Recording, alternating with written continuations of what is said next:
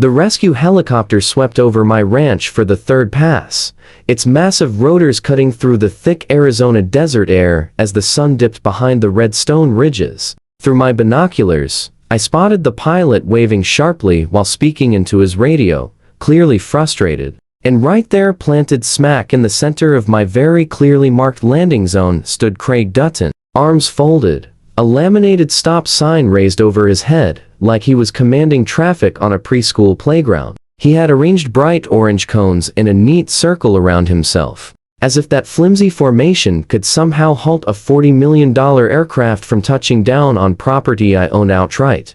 The radio strapped to my belt hissed to life with the pilot's strained voice. "Sir, we have an individual on the ground claiming to represent some sort of neighborhood security agency. He says we're violating something he calls airspace tranquility regulations. I need this landing zone cleared ASAP. We are carrying the governor of Arizona for the wildfire assessment flight." Over. I watched Craig lift his bullhorn, the same one he'd purchased with HOA funds, despite 3 separate votes denying it, and began shouting up at the helicopter like he could outmatch the roar of the blades. "This is a violation of Sandstone Valley Estates HOA Ordinance 7.3.5. All aircraft must submit written approval forms 14 business days before landing. You are trespassing in a regulated community airspace." The helicopter looped overhead again, clearly irritated, and I saw someone in the rear cabin lean forward to speak to the pilot.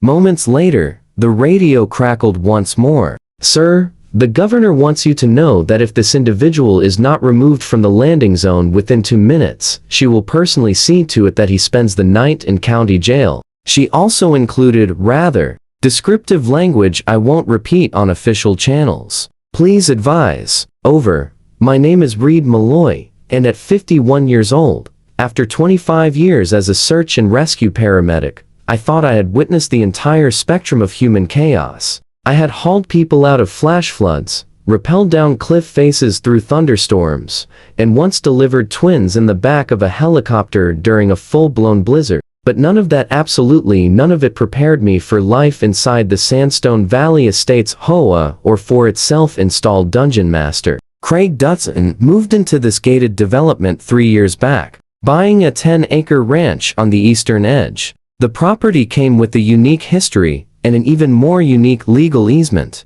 The previous owner, retired medevac pilot Bill Hawthorne, had secured a special provision when the community was built. Because of its strategic location and proximity to state forest land, my land was legally designated as an emergency landing site for rescue and wildfire aircraft. This wasn't a handshake agreement. It was filed with the county, recorded with the State Aviation Authority, and printed on every FAA flight map covering our region. Craig didn't care. In his universe, HOA rules outranked federal aviation law, state emergency protocols, and anything resembling logic. Craig, 63 years old, 5'6", in custom orthopedic shoes, always wearing mirrored aviators, even at our 7:00 p.m. indoor board meetings, had retired from a mall security job and somehow persuaded a previous HOA board to invent a new position just for him. Chief of Community Security. The wildfire crisis began 5 days earlier when lightning ignited a patch of dry brush 15 miles north of us. The blaze expanded to more than 3,000 acres. While the fire wasn't yet threatening our neighborhood, the state triggered emergency response procedures. My ranch, with its open clearing and quick access to the highway, was selected as a staging site for helicopter operations. I spent 2 days prepping the landing area, setting up a water station, and coordinating with the state fire marshal's office. Everything went smoothly until Craig decided to intervene.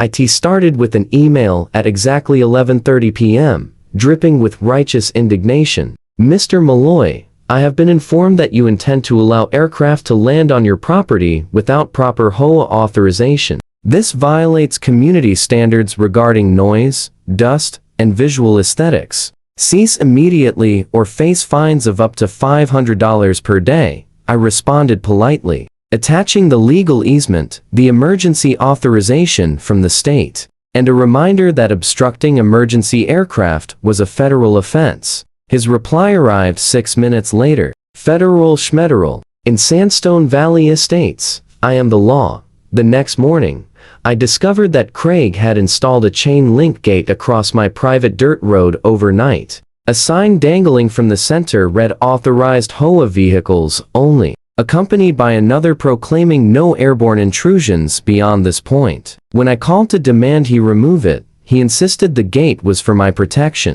"We cannot allow unauthorized helicopters to disrupt residents' peace and tranquility," he said, with a tone so noble, it was almost impressive. "The sound of those rotors can decrease property values by up to 3%. According to a study I found online, I cut the lock off the gate with bolt cutters that afternoon. By sundown, Craig had replaced it. This went on 4 times in 2 days until I finally removed the entire gate, carried it to his driveway, and leaned it against his garage door with a note, 'Please keep your gate on your own property. Thank you.' And that brings us to today. Craig standing in the middle of my landing zone, shaking a stop sign at a helicopter carrying the governor of Arizona, 2 state fire officials, and a news crew from Channel 12. The situation had shifted from ridiculous to downright dangerous. The helicopter was low on fuel after 20 minutes of circling, and the pilot's tone was tightening with urgency.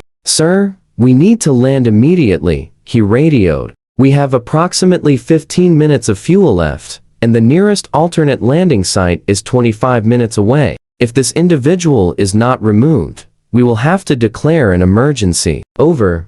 I sprinted across the field toward Craig, who was now reading directly from his laminated HOA charter into the bullhorn. Article 9, Section 4 clearly states that all vehicles wheeled, tracked, or airborne must display a valid Sandstone Valley Estates parking permit. "This helicopter is not in compliance." "Craig," I said, forcing calm into my voice despite wanting to strangle the man, "you need to move. Right now. This is a state emergency operation. You are committing multiple felonies by stopping this helicopter from landing," I warned him. He angled his bullhorn toward me. "Reed Malloy, you violate HOA Ordinance 1.6, attempting to intimidate a community security officer during the performance of his sacred duties. I am issuing you a formal warning." Before I could respond, the distant wail of sirens cut through the desert wind. Within minutes, 3 vehicles rolled up to the landing zone: a state police cruiser, a fire department truck, and a black SUV with government plates. Tom Richardson, the state fire marshal I'd been coordinating with, stepped out of the SUV alongside a uniformed state trooper and a man in a dark suit I assumed was part of the governor's security team. "Mr. Dutton," Tom said, his voice carrying the weight of someone who had handled far worse emergencies than an HOA zealot with the laminated stop sign. "You have exactly 10 seconds to clear this landing zone before Deputy Morrison arrests you for interference with emergency operations, reckless endangerment, and at least 6 other charges I don't have the patience to name right now." Craig spun, brandishing his stop sign like a medieval weapon. "You have no authority here. This is private HOA territory, and I demand to see your guest pass. No one enters Sandstone Valley Estates without authorization from the board." Deputy Morrison, a tall, no-nonsense woman who looked violently allergic to stupidity, stepped forward, resting her hand firmly on her cuffs. "Sir, this is your final warning. Move away from the landing zone, now." Craig's face reddened behind his aviators. "This is a conspiracy. You're all involved. Reed Malloy has probably bribed you with his helicopter fortune. I will not be intimidated. The HOA Charter is the supreme law of this land. I answer to a higher authority than the state of Arizona." The helicopter was now dropping lower, preparing for an emergency landing. Whether Craig liked it or not, the downdraft kicked up dust, scattering Craig's carefully arranged traffic cones like they were cheap plastic toys. His comb-over, usually glued down with the quantity of hairspray that defied physics, was whipping wildly around his head like a frantic desert animal. Through the swirling dust, the helicopter door slid open. A woman in a tailored business suit leaned out, and even from 50 feet away, could see the expression on her face, a political death glare capable of ending careers and breaking the spirits of veteran legislators. "Governor Patricia?" Sandoval was not known for her patience, and Craig had just drained whatever tiny reserve she possessed. She lifted a phone and aimed it at him, clearly recording. Then she pulled out her own bullhorn because apparently that was the theme of the day, and her voice thundered across the clearing. "Mr. Dutton, I am Governor Patricia Sandoval, and you are currently being filmed for what will almost certainly become a viral video titled, HOA Guard Attempts to Arrest the Governor. You have 5 seconds to step aside, or I will personally ensure your place in Arizona history as its most spectacular fool." Instead of backing down, Craig actually stepped toward the helicopter and raised his stop sign higher. "I need to see your HOA guest pass. No exceptions, not even for government officials. Rules are rules."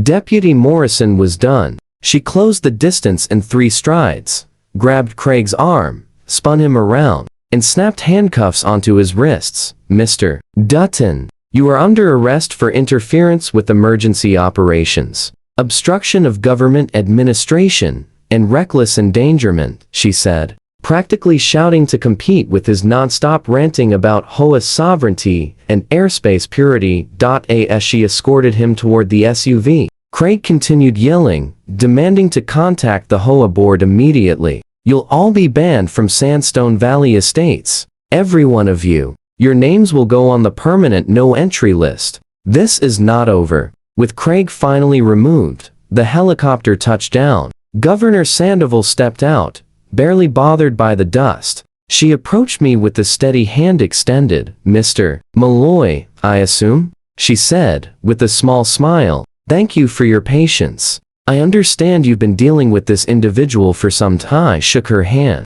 "Governor, you have no idea. Last month, he tried to fine me for having too many clouds over my property. Claimed they violated the community's mandated sunshine allotment." She actually laughed. "Well, I think we can fix this permanently." She turned to Tom. "I want this ranch designated as an official critical emergency infrastructure site, full state protection, immune from any HOA regulation, restriction, or interference." Then she glanced toward the SUV where Craig sat fuming. "And make it clear that if Mr. Dutton comes within 500 feet of this landing zone again, he will be charged with trespassing on protected state land."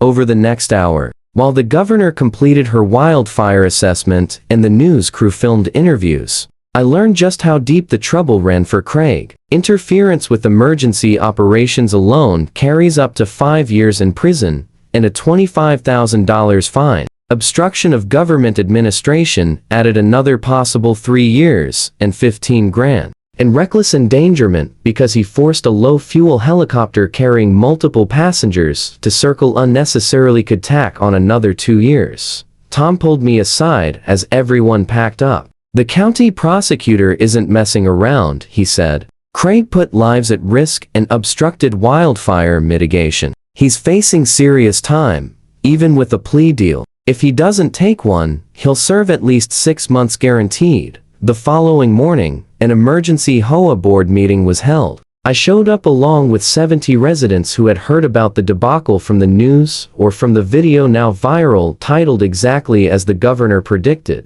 Harold Blackstone, our board president and a retired judge, opened with a weary sigh. "As you all know, yesterday's incident has brought significant negative attention to our community," he began. "After consulting with legal counsel, the board has voted unanimously to terminate Craig Dutton as Chief of Community Security, effective immediately. Furthermore, the position is being dissolved entirely. From now on, we will rely on the Sheriff's Department for actual security matters." Someone shouted from the back. "What about all his ridiculous rules? The cloud fines? The bird watching permits? The millimeter grass inspections?" Harold nodded. "All citations and fines issued by Mr. Dutton over the past 18 months are void. Any money collected will be refunded. We are also conducting a full review of our bylaws to eliminate any regulations exceeding reasonable community standards." 2 weeks later, a package arrived from the governor's office.